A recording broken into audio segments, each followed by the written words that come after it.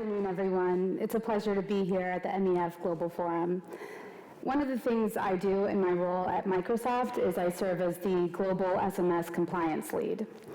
You might be surprised to hear that Microsoft even has a Global SMS Compliance Lead, but this really just speaks to the growing importance of enterprise mobile messaging to both Microsoft and its customers, and the ever-increasing scope of regulatory action worldwide.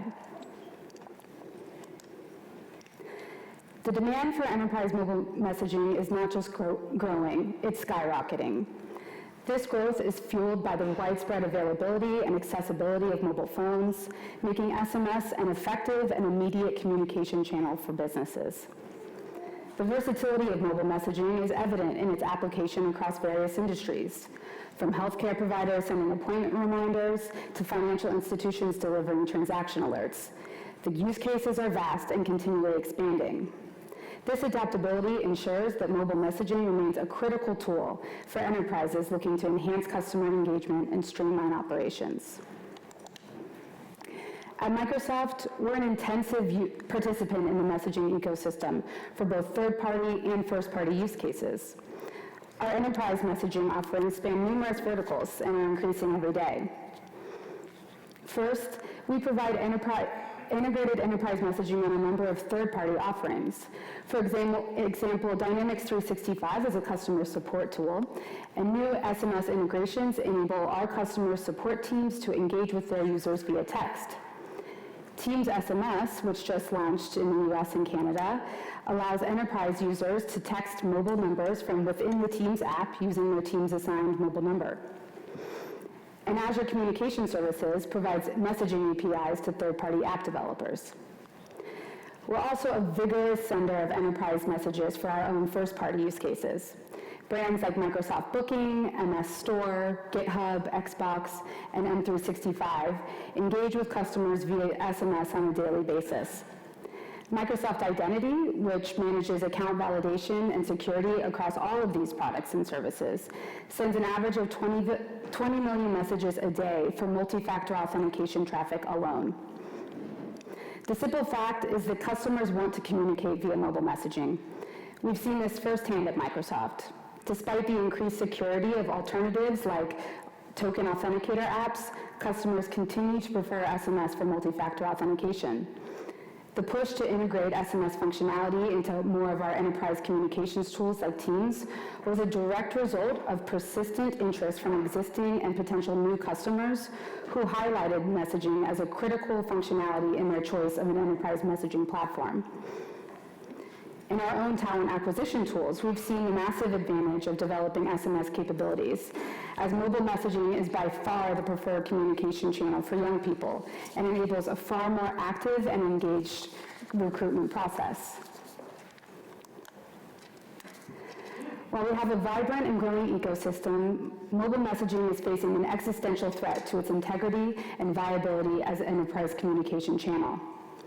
At Microsoft, the biggest challenge we face is that our customers want more messaging capabilities, but rampant spam is triggering reactive measures that make it more challenging to set up and send messages at a global scale.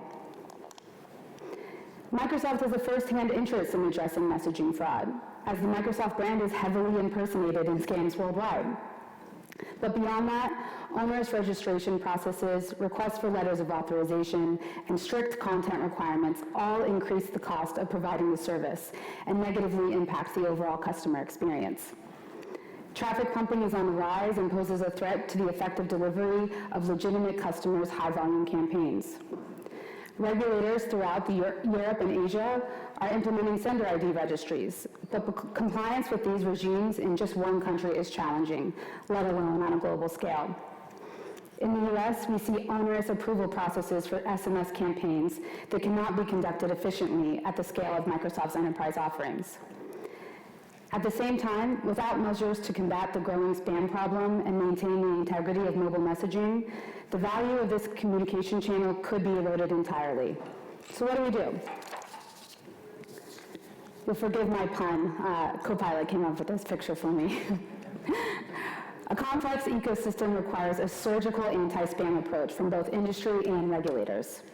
Overly prescriptive regulatory regimes often fail to account for the complexity and variety of modern messaging use cases. However, regulators' hands are forced when existing measures are unable to effectively address this ever-increasing problem. Now, I may surprise you here and start by saying that we, senders and originating providers, can do a lot better. Many industry solutions focus on stopping fraud at the point of delivery, but Microsoft believes solutions that stop fraud at the point of origination can be far more effective. Originating service providers need to perform more rigorous know your customer and know your business and due diligence reviews of the senders that they support. Microsoft has firsthand experience with the efficacy of KYC to combat fraud in the calling space. In 2023, in the face of rampant fraudulent use of Japanese Skype numbers, Skype implemented a rigorous KYC solution.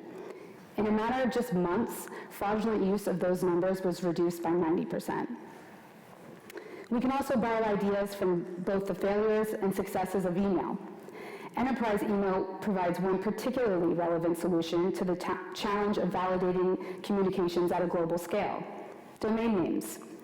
The single universal domain system, when combined with authentication methods that are standardized across email providers, ensures that businesses have exclusive use and control over their domain names. The system is not perfect, and we can take lessons from those gaps. But what if we found a way to establish unique, globally protected domain names for SMS? To some extent, sender ID registries have attempted this at a national level. But to mimic the universal and uniform nature of domain names, protection of sender IDs must be implemented on a global scale that no single national regulator can achieve on their own. Now, I know that when I say to a room full of MEF members that achieving this requires collaboration across stakeholders in every hop of the chain, I'm truly preaching to the choir. And finally, we need to collaborate with regulators to create more forward-thinking solutions that are flexible enough to account for the complexity of this ecosystem and take advantage of new technologies being developed every day. As we've watched implementation of anti-spam regulation on a country-by-country basis over the last few years, it's been evident that robust participation from industry and a willingness from regulators to implement that feedback into their final rules has a profound impact. In my time as a staff attorney at the FCC, I learned a really valuable lesson. Simply telling a regulator that they should not regulate is not a winning strategy. The most effective advocates I saw were those that came to us with issues, context, and new technologies that we may not have considered, and more importantly, recommended solutions for how we could achieve our desired outcome while avoiding unintended consequences on the industry. I know we all have a lot of ideas about what those issues are that regulators are not always considering, and solutions that are better than what's currently on the table. So I'm really looking forward to discussing all those in more detail during our panel in just a bit. Thank you.